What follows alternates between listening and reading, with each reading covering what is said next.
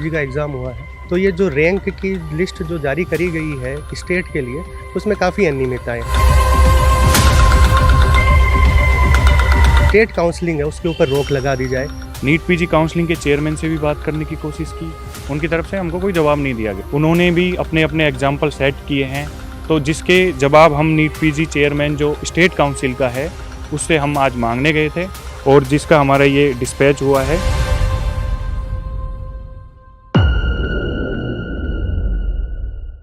देखिए, मैं आपको सबसे पहले बताना चाहूँगा, जो नीट पीजी का एग्ज़ाम हुआ है, उसके बाद ऑल इंडिया ने अपनी रैंक लिस्ट जारी करी। उसके बाद हमारे जो स्टेट ने रैंक लिस्ट जारी करी थी, तो उनके अंदर दोनों के अंदर ज़मीन आसमान का फ़र्क है। इस कारण से जो भी नीट एस्पिरेंट्स हैं, उनकी जो ब्रांचेज़ हैं और जो उनको कॉलेजेस जो मिलने वाले थे, वो बहुत ही उसमें अंतर आ गया। अगर किसी को एसएमएस मिलने वाला था, तो उसको झालावाड़ मिल गया है। अगर किसी को जो मेडिसिन मिलने वाली थी, वो नॉन क्लिनिकल में शिफ्ट हो गया है। तो ये जो रैंक की लिस्ट जो जारी करी गई है स्टेट के लिए, उसमें काफ़ी अनियमितताएँ हैं। तो हम इसका पूरा विरोध करते हैं और हम ये अपील करते हैं यूनाइटेड डॉक्टर्स फ्रंट की तरफ से कि जब तक ये त्रुटियाँ जो सही नहीं हो जाती, तब तक जो स्टेट काउंसलिंग है उसके ऊपर रोक लगा दी जाए। हमें ऑल इंडिया की जो मेरिट लिस्ट है उससे कोई तकलीफ़ नहीं है, लेकिन जो स्टेट के अंदर जो हमारी मेरिट लिस्ट जारी हुई है उसमें काफ़ी गड़बड़ियाँ हैं। मैं तो यही अंदाज़ा है कि किसी विशेष लोगों को लाभ देने के लिए इस प्रकार की ये जो है त्रुटियाँ एनबी के द्वारा की गई है, तो हम उसका पूरा विरोध करते हैं और हम ये अपील करते हैं कि राजस्थान की जो स्टेट काउंसलिंग है वो स्थगित हो जाए जब तक कि ये त्रुटि दूर नहीं हो जाती। सर, क्या राज्य सरकार की तरफ से लापरवाही बरती जा रही है? बिल्कुल, इसमें लापरवाही बढ़ती जा रही है। आज हम लोग नीट पीजी काउंसलिंग के चेयरमैन से भी बात करने गए थे, लेकिन उन्होंने हमें ये कह दिया कि भई मेरे पास तो समय नहीं है, मैं तो नहीं मिल पाऊँगा।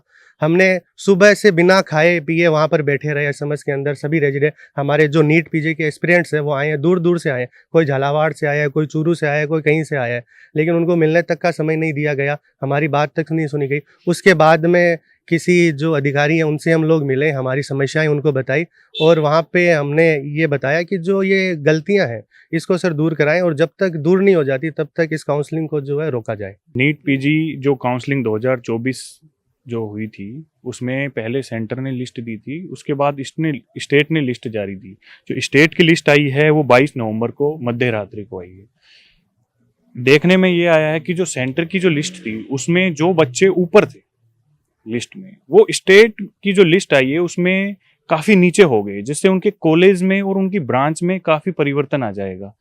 तो हमने आज नीट पीजी काउंसलिंग के चेयरमैन से भी बात करने की कोशिश की और अभी जिनकी तरफ से हमारा कोई जवाब नहीं दिया गया, उनकी तरफ से हमको कोई जवाब नहीं दिया गया। लेकिन वहाँ पे एक सर मिले थे जिससे उन्होंने हमारी एप्लीकेशन को स्वीकार किया है और हमारी सभी बच्चों की तरफ से ये डिमांड है कि जब तक ये स्टेट काउंसिल जो स्टेट लिस्ट है, स्टेट मेरिट लिस्ट जिसने भी बनाई है, उसकी तरफ से बिल्कुल क्लियरिफिकेशन ना आ जाता है, तब तक इसको थोड़ा सा रोका जाए, क्योंकि इससे बच्चों के भविष्य के साथ खिलवाड़ माना जाएगा अगर ये जारी करते हैं।